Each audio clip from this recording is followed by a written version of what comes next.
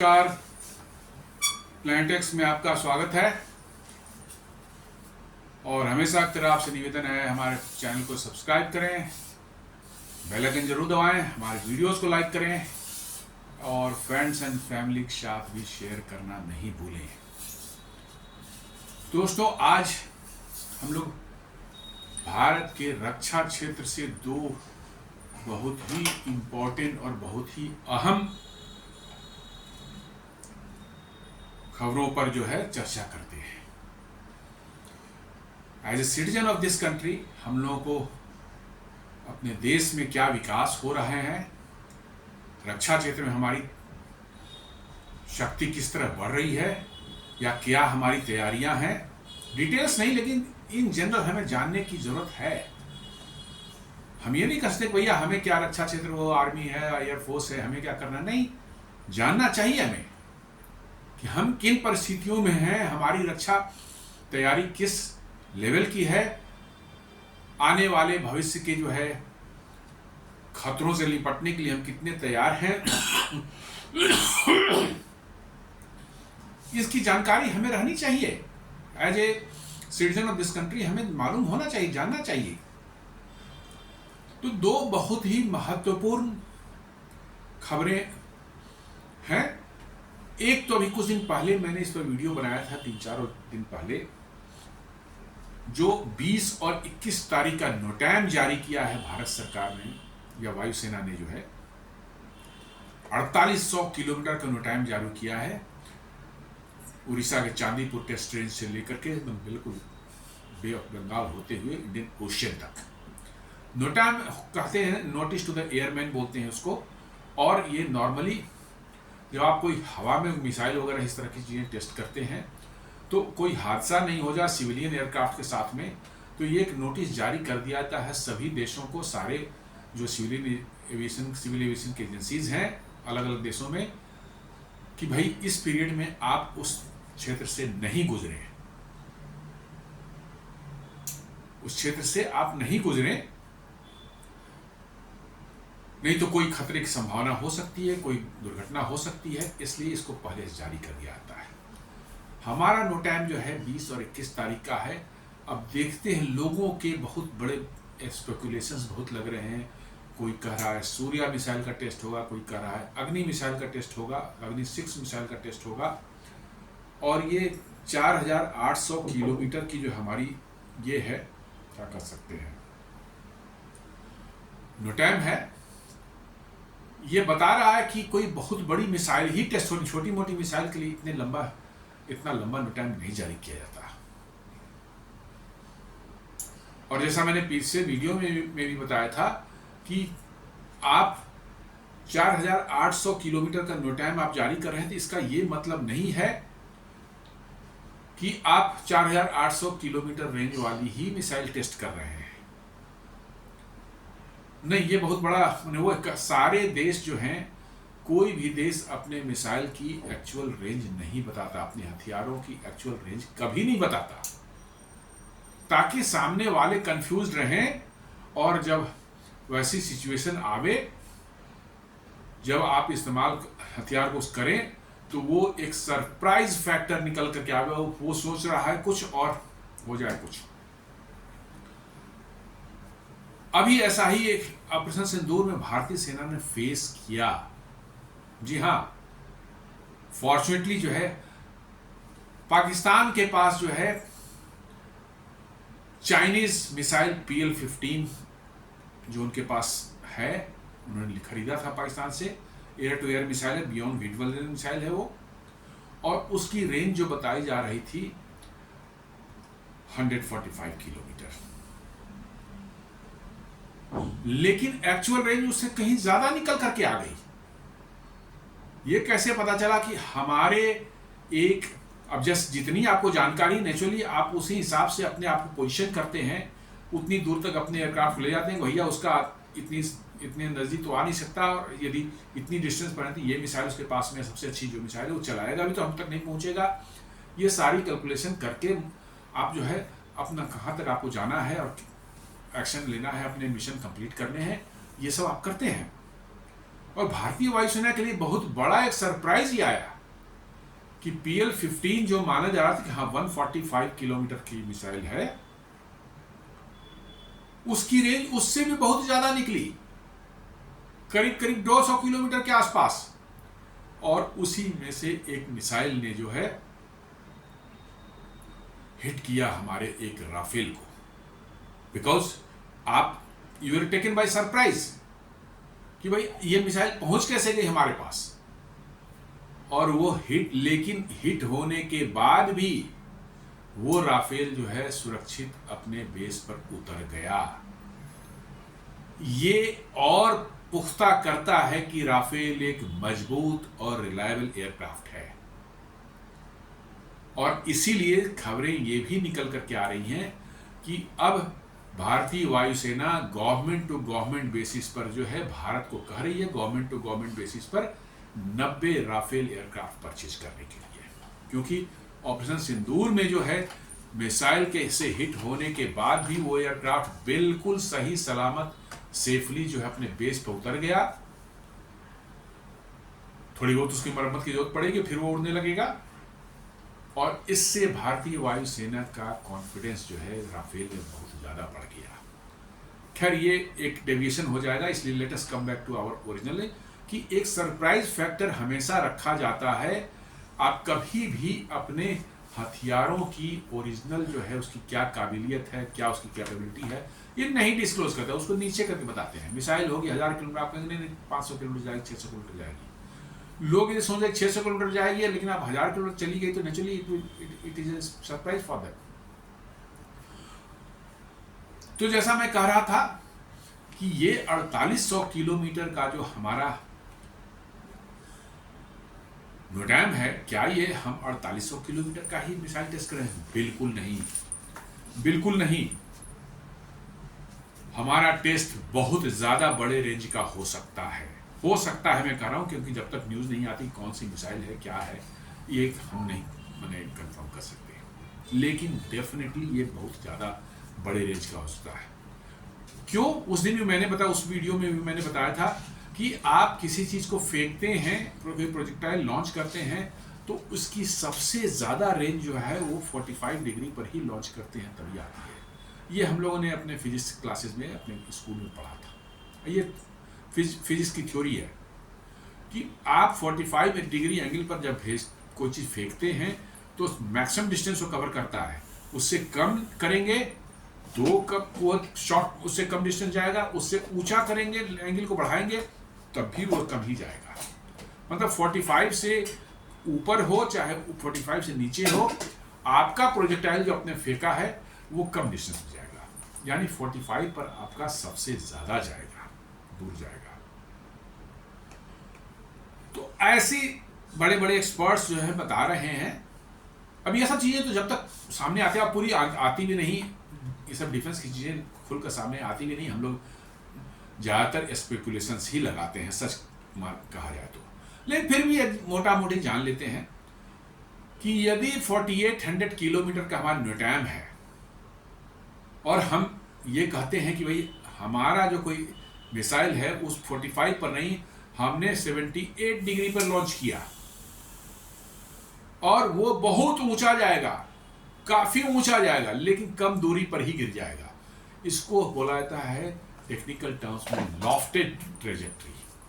Lofted trajectory में आपकी ऊंचाई तो बहुत मिलेगी, लेकिन वो गिरेगा नजदीक ही गिरेगा, ज्यादा दूर नहीं गिरेगा। और यदि आपने कोई मिसाइल जो है लॉफ्टेड ट्रेजेक्ट्री में लॉन्च की है और वो आपका 4800 किलोमीटर दूर जाके गिरता है, और जबकि एंगल हमारा था लॉन्च का 78 डिग्री, तो यह उसके बाद कुछ भी नहीं रहता, प्योर मैथमेटिक्स है कि हम एंगल को यदि घटा के कर दें 45 तो कितनी दूर जाएगा। यानी कि दुनिया को दिखाने के लिए हम कहते हैं कि हमने कम रेंज का मिसाइल जो है टेस्ट किया है, लेकिन उसकी एक्चुअल रेंज उससे कहीं ज्यादा, दोगुनी तिगुनी भी रेंज उसकी हो सकती है। जी हाँ, तो ऐसा अनुमान लगाया जा रहा है कि जो सूर्या या K6 ये अग्नि 6 मिसाइल जो कहा जा रहा है, ये इंटरकॉन्टिनेंटल बैलिस्टिक मिसाइल होगी और करीब करीब 12-13 हज़ार किलोमीटर की इसकी रेंज होगी, फुल पेलोड में, हेवी पेलोड साथ। और यदि उसका पेलोड थोड़ा कम कर दिया जाए, हल्का कर दिया जाए उसे, तो it can go up to 16,000 kilometres.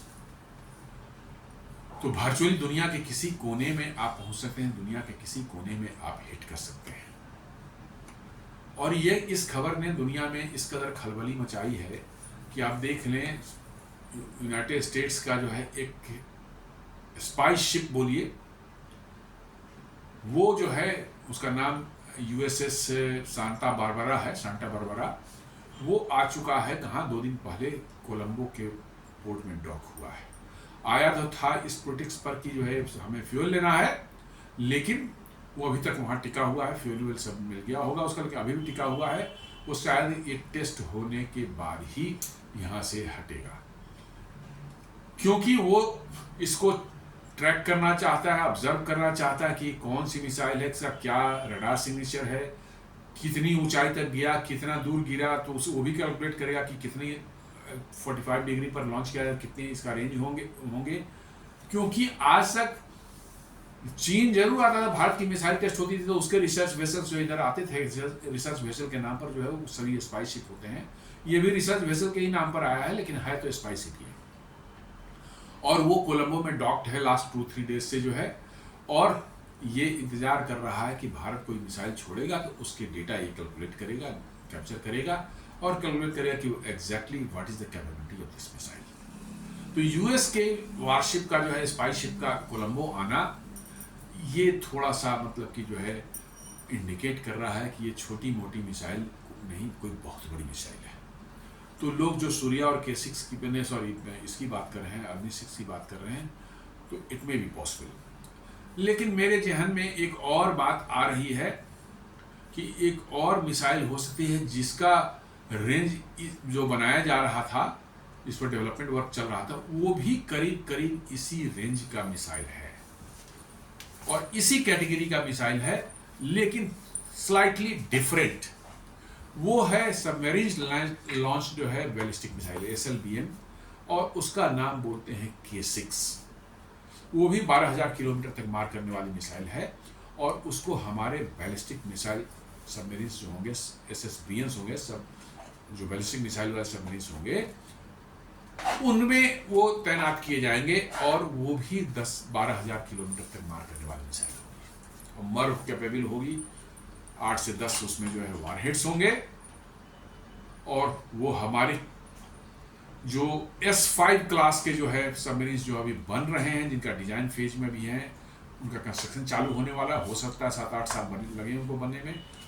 ये इतने बड़े मिसाइल K6 होंगे जो कि सिर्फ वही S5 कैटेगरी वाले हमारे सबमरीन में लगेंगे, क्योंकि S5 कैटेगरी वाले सबमरीन जो है वो करीब 14,000 टन के डिस्प्लेसमेंट वाले होंगे ना, बहुत भारी भरकम मिसाइल बने सबमरीन होंगे। वो छोटे मोटे सबमरीन नहीं, वो 14,000 टन डिस्प्लेसमेंट उसका होगा, जो कि अमेरिका की ओहायो क्लास के जो सबसे बड़े SSBMs हैं उनके करीब करीब नजदीक का है। वो भी करीब 16,000 टन के आसपास में है उनका डिस्प्लेसमेंट है, और हम 14,000 से 15,000 टन के बीच का हमारा डिस्प्लेसमेंट होगा ना, ऑलमोस्ट नियर टू दैट। ये जो K6 मिसाइल है ये भी उसी में फिट होगा, हो सकता है दूसरे किसी सबमरीन में फिट नहीं हो सकता, क्योंकि इसकी साइज और वेट जो है इसका मैसिव है। अब लोग पूछ सकते हैं कि S5 हमारा सबमरीन तो अभी नहीं बन रहा, अभी तो S4 आ रहे हैं, S2 S3 तो ऑलरेडी आ चुके हैं, S4 और S4 स्टार जो है अब 2-4-6 महीने में इंडक्ट होंगे। S4 का की जो है टेस्टिंग कंप्लीट हो गई, अभी न्यूज आई थी 2 दिन पहले इधर उधर से, जो है S4 स्टार की टेस्टिंग अभी चल रही है। इट में टेक 5-6 मंथ्स और मोर, और भारत सरकार ने डिसाइड किया जब तक S5 का हमारा डिले होगा तो हम एक और S4 क्लास का एक मिसाइल बना लेंगे, सबमरीन बना लेंगे। तो वो उसका भी कंस्ट्रक्शन शायद शुरू हो चुका होगा या होने वाला होगा। लेकिन S4 में भी ये K6 मिसाइल नहीं लग सकता। S4 में जो है आपका K4 मिसाइल लग सकता है और K5 लग सकते हैं। K5 करीब करीब 5,500 किलोमीटर तक जाएगा आपका, K4 जो है करीब करीब जो है 3,500 किलोमीटर तक हिट कर सकता है। K6 जो है इधर it is intercontinental ballistic missile, लोग ऐसा कहते हैं कि 8,000 किलोमीटर इसका ऑफिशियल लोग कहने का 8,000, बट आई बिलीव कि it may be more than 10,000 kilometre to 12,000 kilometre, क्योंकि इतना सेक्रेटली इसको बनाया जा रहा है कि इसके बारे में कहीं कोई इंफॉर्मेशन नहीं है। अब कोई पूछ सकता है कि साहब, जब हमारी सबमरीन ही नहीं बनी है S5 और उसके बनने में 7-8 साल लगने वाले हैं, तो उस पर फिट होने वाले मिसाइल का अभी क्यों टेस्ट किया जाएगा? बिल्कुल वैलिड क्वेश्चन है, लॉजिकली बिल्कुल 100% करेक्ट क्वेश्चन है कि जो सबमरीन अभी एग्जिस्ट नहीं करती, अभी उसकी डिजाइन फेज कंप्लीट हुई है और कंस्ट्रक्शन शायद शुरू होने वाला है, और it may take 7 to 8 years to come first submarine to come out. तो उसमें लगने वाले हथियार जो है कि उसको K6 को अभी टेस्ट करके हम करेंगे, क्या ऑलरेडी उसको इस्तेमाल कैसे करेंगे। तो दोस्तों आपको मैं बताता हूं कि सबमरीन लॉन्च बैलिस्टिक मिसाइल और नॉर्मल बैलिस्टिक मिसाइल, जो लैंड लॉन्च बैलिस्टिक मिसाइल होते हैं, इनमें कोई बहुत डिफरेंस नहीं है। उनका प्रोपल्सन सिस्टम, उनका गाइडेंस, उनका जो है री एंट्री का जो है, या उनके मर्व जो उनके अंदर लगे हुए हैं, वो करीब करीब बिल्कुल सेम होते हैं, बिल्कुल सेम होते हैं। डिफरेंस क्या है? सबमरीन लॉन्च बैलिस्टिक मिसाइल को लॉन्च करने का तरीका अलग है, क्योंकि पानी में डूबी हुई सबमरीन उसको मिसाइल को पानी के ऊपर आकर के तब फायर होगी, उसका मोटर चालू होगा। तो पानी के नीचे से निकलने के लिए जो है उसके अंदर बहुत हाई प्रेशर एयर का इस्तेमाल होता है, जो कि उसको ट्यूब में जिसमें फिट है उसके बॉटम में बहुत हाई प्रेशर एयर भी आता है और वो लॉन्च हो जाता है बिल्कुल, और वो पानी से ऊपर 50-60 फुट निकल जाता है और वहाँ इग्नाइट हो जाता है उसका rocket motor, and then it goes upwards. Otherwise land based और सबमरीन बेस्ड मिसाइल में कोई फर्क नहीं है, सिर्फ लॉन्चिंग प्रोसेस अलग है। तो ऐसा लोगों का मानना है कि K6 मिसाइल जो है वो सबमरीन लॉन्च भी होगी और उसको लैंड लॉन्च भी, लैंड मतलब कि पर से भी लॉन्च करने लायक जो है माइनर मॉडिफिकेशन करके उसको तैयार किया जाएगा। तो आप पूछ सकते हैं कि जरूरत क्या है, जब अग्नि 5 या अग्नि 6 भी आने वाली है तो ये है ही, तो इसकी जरूरत क्या है? दरअसल K6 को बनाया गया है, बहुत ही कॉम्पैक्ट मिसाइल है वो, उसमें काफ़ी ज़्यादा टेक्नोलॉजिकल एडवांसमेंट की गई है और बहुत डिज़ाइन चेंजेस अंदर में किए गए हैं, जिससे कि वो बहुत कॉम्पैक्ट और छोटा साइज का मिसाइल है, और उतना भारी भरकम भी नहीं है जितना नॉर्मल अग्नि है। वो इसलिए कि इसको सबमरीन में ले जाना है, ज़मीन पर नहीं रखना है। ज़मीन पर तो 50 टन का ही मिसाइल है, डजंट मैटर, लेकिन सबमरीन में 50 टन मिसाइल का वेट होगा तो सबमरीन ही उसका परफॉर्मेंस डिग्रेड हो जाएगी, उसका जो है क्या कर सकते हैं, बैलेंस भी गड़बड़ हो सकता है, लॉन्चिंग में भी उसको दिक्कत आ सकती है। इसलिए जो सबमरीन से जो लॉन्च करने के लिए जो मिसाइल बनाते हैं वो कुछ विशेष तरीके से बनाते हैं, उनका साइज छोटा हो और एज फार एज पॉसिबल उनका वेट भी कम किया जाता है। तो अब आपने सबमरीन की तो बना ली, क्या उसी मिसाइल को लैंड से जो है आप लॉन्च करते हैं? बिल्कुल लॉन्च कर सकते हैं, और वो भी आपको उतनी ही रेंज देगा जो सबमरीन से लॉन्च करते हैं देगा। तो बहुत से एक्सपर्ट्स पहले से बोल रहे थे कि K6 मिसाइल जो बन रही है, it will not only be used from the our SSBNs या सबमरीन्स जो हैं, न्यूक्लियर पावर्ड सबमरीन्स, रादर वो लैंड से भी यूज होंगे, और they may be called an advanced Agni थोड़ा सा ज़्यादा बल्कि और ज़्यादा बड़ी मिसाइल है, ज़्यादा भारी और ज़्यादा बड़ी मिसाइल है। और K6 जो बनाया गया है उसका वेट को कम रखा गया है और उसके डायमेंशन को भी कम रखा गया है, तो आप लैंड पर भी इसका यूज करेंगे तो इसकी हैंडलिंग, इसका मूवमेंट या सारी चीज जो है बहुत आसान हो जाती है। तो मैं ये शायद सोच रहा हूं कि ये K6 भी हो सकता है। अग्नि 6 का तो ठीक है, जो स्पेकुलेशन लगाए जा रहे हैं ये सही है अपनी जगह पर, इसमें कोई वो नहीं कर सकते, बट ये शायद K6 मिसाइल भी हो सकती है, क्योंकि ये रेडी यदि हो जाएगा तो कोई जरूरी नहीं कि SSBN नहीं है, आपके सबमरीन रेडी नहीं है तो ये ऐसे ही पड़ा रहेगा। नो, तब तक इसको लैंड बेस्ड मतलब जो है मिसाइल के रूप में आप इस्तेमाल कर सकते हैं, इसको डिप्लॉय कर सकते हैं। जब सबमरीन बन जाएगी तो उस पर जो है नया बना करके सबमरीन में भी लगाया जाएगा। तो आपको एक कॉम्पैक्ट और हल्का मिसाइल जो कि 10,000 12,000 किलोमीटर तक मार कर सके, इंटरकॉन्टिनेंटल बैलिस्टिक मिसाइल जो मिल जाएगा, it will be a big boost to your strategic, मतलब कि जो है जो फोर्सेस कमांड आपकी है, स्ट्रेटजिक जो आपकी दुनिया में वो है, सामरिक जो आपकी पोजीशन है, उस it will get enhanced many fold. आप समझ लें कि आप एक अभी आपके पास 5,500 से 6,000 तक किलोमीटर तक मार करने वाली अग्नि 5 मिसाइल ऑफिशियली जो बोला जाता है। बाहर के सोर्सेज जो हैं, डिफेंस के जो बड़े बड़े एक्सपर्ट्स हैं, वो कहते हैं नहीं, it can go up to 8,000 kilometre. But ये अग्नि 6 यदि आ जाता है तो ये it can go up to 12,000 kilometre. और वही K6 के साथ भी है। K5 भी जो लोग बोलते हैं 5,500 से 6,000, नहीं, वो भी करीब करीब एक्सपर्ट्स बताते हैं 8,000 किलोमीटर की मिसाइल है। और K6 और अग्नि 6 मोर और लेस सेम ही है, सिर्फ उनकी बनावट, उनका वेट और थोड़ा सा उनको जो कॉम्पैक्ट जो बनाया गया साइज जो है, उसकी वजह से K6 जो है इट बिकम्स मोर इम्पॉर्टेंट। तो ये भी हो सकता है कि K6 हो और उसको जो है एज ए मतलब कि लैंड मिसाइल, लैंड में पर भी डिप्लॉय किया जाए, और जब मिसाइल सबमरीन बन जाएगी तो it can be diploid on submarine also. मुझे तो ज़्यादा इसी की मैंने वो लग रही है, मैंने मेरा अपना गट फीलिंग बता रही है कि K6 हो सकता है। आई मे बी रॉन्ग, लेकिन K6 बनाने में फ़ायदे ये हैं कि आपका जब वो बन जाएगा तो लैंड पर भी आप उसका इस्तेमाल करेंगे तो it will be very compact और लाइट थोड़ा होगा नॉर्मल अग्नि से, तो आपका इस यूजर्स को जो है उसको हैंडल करना बड़ा आसान होगा। और अमेरिका की जो है आ ही चुकी है जो उनका स्पाई शिप है, तो देखना है कि आज 20 से 21 तारीख के बीच में क्या होता है, एग्जैक्टली क्या होता है। ये सारी बातें अभी तक जितनी भी different channels, news channels, medias में आ रहे हैं, या मैं भी जो बोल रहा हूँ, these are based on speculations.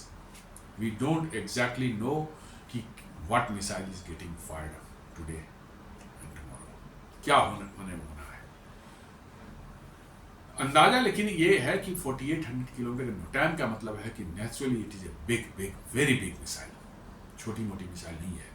और इस मिसाइल के बनने से जो है निश्चित रूप से अमेरिका, यूरोप को थोड़ी परेशानी तो उनको हो ही सकती है, क्योंकि देखिए अभी ठीक है एट प्रेजेंट में आप कह सकते हैं कि अमेरिका से, यूरोप से हम कोई, लेकिन हु नोज, जियोपॉलिटिक्स बदलते देर नहीं लगती। आज से 10-20 साल बाद जो है पता नहीं क्या सिचुएशन हो जाए, और वैसे सिचुएशन में यदि अमेरिका और इंडिया का आमना सामना हो जाए, you can very well imagine, आपके पास एक यदि इंटरकॉन्टिनेंटल बैलिस्टिक मिसाइल है तो आप समझ सकते हैं कि अमेरिका आपको आंखें नहीं दिखा पाएगा। चाइना के पास में है, रसिया के पास में है, तो अमेरिका नहीं उनसे भिड़ सकता डायरेक्ट। तो वही चीज़ यहाँ पर भी है। द मोमेंट आप इसको अचीव कर लेते हैं, तो जब सिचुएशन खराब हो, नॉर्मल में इसको इस्तेमाल करना ही नहीं है, इसकी वैल्यू है सिर्फ एज ए डेटरेंस। कहाँ अभी तक किसी ने इंटरकॉन्टिनेंटल बैलिस्टिक मिसाइल किसी ने इस्तेमाल किया? नहीं किया है। जब से बनाया तब से ऐसे ही कागजों में ही सुन रहे हैं हम लोग। इसका इम्पोर्टेंस है जो है मेन है ये, it works as a deterrence. सामने वालों को डराता है ये भाई इसके पास भिड़े तो इसके पास ही बहुत ज़बरदस्त हथियार है, अच्छी पिटाई हमारी कर सकता है। तो ये एक बहुत बड़ा आपके पास एक लिवरेज आपके हाथ में होगा कि बड़ी ताकतें जो दुनिया की हैं वो आपको बुली नहीं कर पाएंगी। यही इसका एडवांटेज है। ये सब कोई फायर कभी नहीं होने वाला है, एक्चुअल लड़ाई कभी नहीं होने वाली है। जिस दिन होगी समझ लीजिए कि दुनिया का अंत हो जाएगा। लेकिन इसके एडवांटेजेस जो हैं यही है कि आपको फिर आज से कोई दबा नहीं सकता, आपको कोई बुली नहीं कर सकता, और आपके जो सीधा रास्ता आप चल रहे हैं, जिस रास्ते पर चल रहे हैं, उस पर कोई दाएं बाएं करने की बहुत ज़्यादा कोशिश नहीं करेगा उस रास्ते पर। तो दिस इज द एडवांटेज। तो लेट अस सी कि आज और कल में क्या होने वाला है। आज 20 तारीख है, 21 तारीख को नोटैम है। अब टेस्ट होता भी एक दिन, कई बार जो है चाइना ने अपने स्पाई शिप भेजे, इंडिया ने नोटैम जारी किया था, इंडिया ने टेस्ट ही पोस्टपोन कर दिया, नहीं किया। फिर उनकी जब स्पाई शिप वापस जा गए तो इन्होंने फिर नोटैम जारी करके जो है किया। कई बार ऐसा भी हुआ है, हो सकता है कि रशियन अमेरिकन स्पाइसशिप जो है कोलंबो में आकर रुका हुआ है, तो भारत सरकार ये DRDO का गोए रखने दो, 2-4 दिन बाद फिर नोटाम जारी करेंगे, कोई ऐसी हड़बड़ी तो है नहीं, तो ये भी संभावना है। दूसरी जो न्यूज है वो भी काफी इंपॉर्टेंट है, लेकिन उसमें कुछ मतलब कि जो है अभी के जियो पॉलिटिकल सिनेरियो के हिसाब से कुछ मुझे पेच नजर आ रहे हैं। दूसरी न्यूज है कि cabinet committee on security, CCS जिसको बोलते हैं, इसने भारतीय वायुसेना के लिए 97 तेजस 1 MK-1A एयरक्राफ्ट खरीदने की मंजूरी दे दी है, और ये एयरक्राफ्ट फिर वही हिंदुस्तान एरोनॉटिक्स लिमिटेड सप्लाई करेगा, जिसके पास ऑलरेडी 83 तेजस MK-1A के ऑर्डर्स पड़े हुए हैं। अभी तक एक भी सिंगल डिलीवर नहीं हुए, करीब 1.5 साल डिले हो चुका है। बहुत सी उसमें प्रॉब्लम्स बता रहे हैं, कभी इंजन, अमेरिका भी इंजन देने में परेशानी कर रहा है। G404 इंजन जो है उसकी वही उसमें लगता है, 404IN इंजन उसमें लगता है, G404IN, वो अमेरिका जो है 1.5 साल से वो भी डिले किए हुए हैं, 1.5-2 साल से। और अभी जो सिचुएशन, जियोपॉलिटिकल सिचुएशन बदल गई है, इसमें तो मुझे और कुछ खतरा नजर आ रहा है, क्योंकि उनके एक बहुत ही बददिमाग अमेरिका के जो है डोनाल्ड ट्रंप के एडवाइजर हैं, ट्रेड एडवाइजर हैं, कोई पीटर नवारे करके हैं, बहुत ही बददिमाग किस्म का आदमी है। उसका कल का स्टेटमेंट देख के उन्हें साफ कहा रहा है कि भारत रसिया से तेल लेता रहेगा, हमारी बातें नहीं सुनेगा, तो उसको जो है डिफेंस टेक्नोलॉजी जो है भारत जो अमेरिका से मिलती है, टेक्नोलॉजी और ट्रांसफ़र या ये सब चीज़ें जो है उन सबों पर जो है रोक लग सकती है। और अमेरिका पास में कर चुका है, अमेरिका के पास में हिस्ट्री तो रही है, भारत पर सैंक्शन लगाया है, तुर्की पर भी लगाया था कुछ 5-6 साल पहले जो है, और ये करता रहा है। तो इसलिए अमेरिका पर बहुत भरोसा नहीं कर सकते। और यदि अमेरिका ने 404 इंजन नहीं दिया, तब तेजस MK-1A प्रोग्राम जो है वो बुरी तरह से जो है फंसने वाला है, क्योंकि फिर आपके पास दूसरे इंजन का ऑप्शन ही नहीं आपके पास में है। आप कोई एयरक्राफ्ट बनाते हैं, एयरक्राफ्ट डिजाइन, कॉम्बैट एयरक्राफ्ट की डिजाइन जो बनती है, पहले आप इंजन डिसाइड कर लेते हैं, उस इंजन के अराउंड ही सारा कुछ बनता है एयरक्राफ्ट। उसका एयर इनटेक है, उसी इंजन की एयर रिक्वायरमेंट के हिसाब से डिजाइन होती है, उसका सेंटर ऑफ ग्रेविटी है एयरक्राफ्ट का, उसी इंजन को कंसीडर करते हुए ही उसका फाइनलाइजेशन और डिसीजन लिया जाता है। वेट, उसका कैसे आप उसको माउंट करेंगे, इंजन बे जो उसके अंदर बनेगा, इसमें इंजन फिट होता है एयरक्राफ्ट के अंदर में, ये सारी चीजें जो है आपको इंजन पर ही डिपेंड करना पड़ता है आपको, और डिजाइन भी इंजन बेस्ड ही होता है।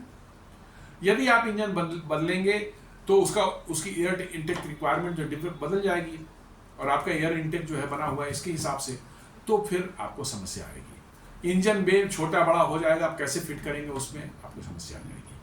तो 404 यदि अमेरिका नहीं जीता है, भारत का तेजस MK-1A प्रोग्राम जो है it is going to face a big trouble. तब आपको इसको रीडिजाइन करना पड़ेगा पूरे एयरक्राफ्ट को, एक दूसरा इंजन चूज करें तो, और कौन सा इंजन चूज करेंगे अभी भी आप क्लियर नहीं है। ये मैं बताता हूँ कि स्ट्रेटेजिक मिस्टेक इन लोगों ने किया है कि how they believe that America will not ditch you. मैं तो ये कर रहा हूँ how you believed that America will not ditch you in future, और आपने डिसाइड कर लिया कि G404 इंजन पर जो है हम एयरक्राफ्ट बना लेंगे। मैंने तो पिछले वीडियो में एक कहा था कि भाई भारत सरकार को इंक्वायरी करनी चाहिए कि who decided about the G404 engine, it may be the best engine, may be, हम नहीं कर रहे हैं, अच्छा इंजन है, उसमें कोई दिक्कत नहीं है, लेकिन जिसने भी डिसाइड किया है उसको पकड़ा जाए, उसको पनिश किया जाए।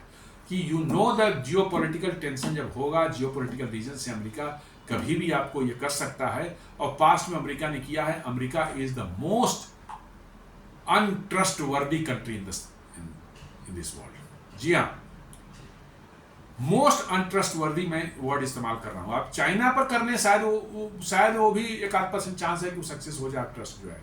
अमेरिका पर आप ट्रस्ट करेंगे 0% सक्सेस होने की चांस है, बिल्कुल, ये प्रूवन है। They are so shrewd, they are so selfish people, they are so cunning. वो दुनिया की या किसी की परवाह, दोस्ती उनके लिए कुछ नहीं होता, उनके लिए होता सिर्फ डॉलर।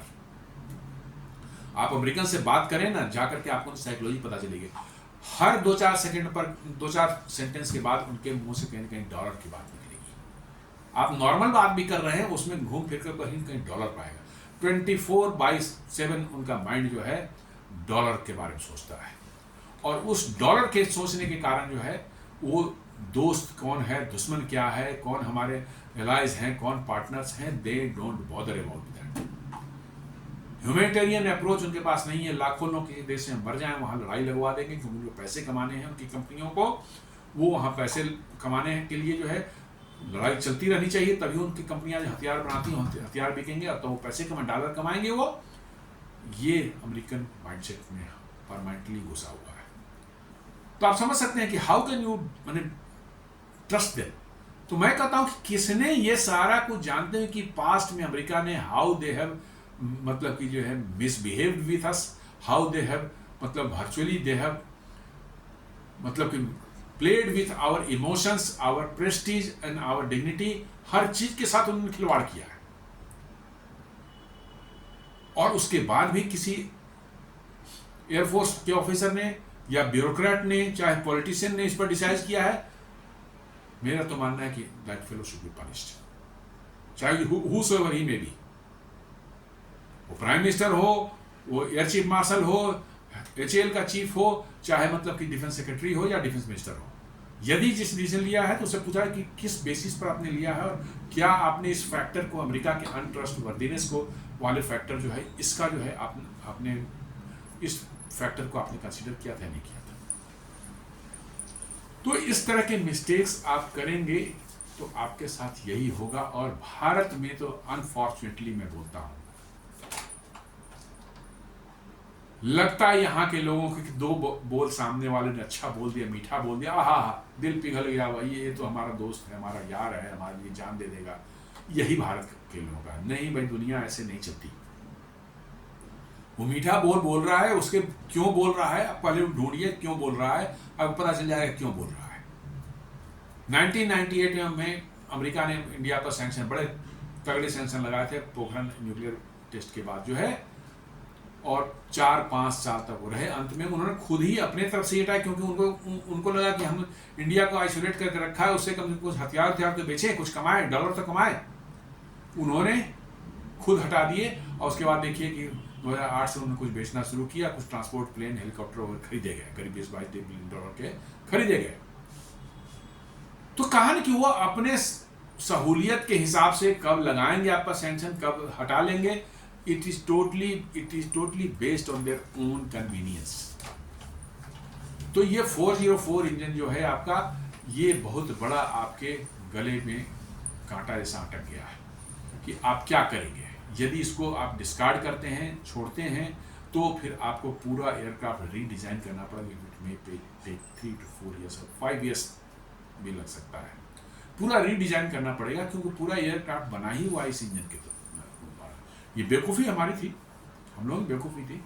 तो पूरा रीडिजाइन करें, तो यह समझिए कि आप वर्चुअली एक नया एयरक्राफ्ट बनाएंगे। इस एयरक्राफ्ट को आपको स्क्रैप कर देना पड़ेगा। और यदि इन पर डिपेंडेंट रहे, पता नहीं इनका कब मूड हो जाएगा, स्पेयर सप्लाई अभी मान लीजिए दे भी दें तो बाद में स्पेयर सप्लाई बंद कर देंगे, कुछ भी कर देंगे, आप ट्रस्ट नहीं कर सकते इन पर। अब 83 अभी आपका अटका हुआ है, 93 का 97 के आपने और ऑर्डर दिए हैं। क्या इसके रिजल्ट होंगे, ये तो टाइम ही समय ही बताएगा। इस 97 को मैंने जो ऑर्डर है, इसका कॉस्ट जो है करीब 62,000 करोड़ का है। पहला और 83 का था वो 47,000 करोड़ का था, ये 97 का है, ये 62,000 करोड़ का है। और जो प्रोजेक्शन दिया है HAL ने कि भाई ये जब इनिशियली बन के निकलेगा तो 65% इसमें इंडिजिनस कंटेंट होंगे, और एक बहुत बड़ा इंडिजिनस डेवलपमेंट जो भी चल रहा है, ऑलमोस्ट कंप्लीशन पर है, वो भी इसमें इंक्लूड होगा। वो AESA रडार जिसका नाम इन्होंने उत्तम दिया है, वो फाइनल टेस्टिंग हो चुकी है।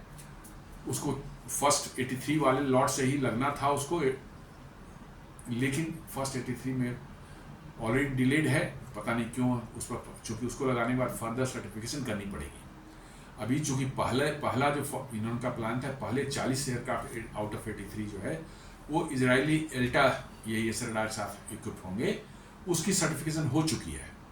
लेकिन चूंकि ऑलरेडी प्रोजेक्ट 2 साल डिले हो चुका है, तो हिंदुस्तान एयरोनॉटिक्स शायद इस पर फर्दर डिले और नहीं करना चाहता, क्योंकि the moment you change the radar, आपको फिर से एयरक्राफ्ट को सर्टिफाई करना पड़ेगा, उसमें साल भर हो सकता फिर लग जाए, 1 साल लग जाए।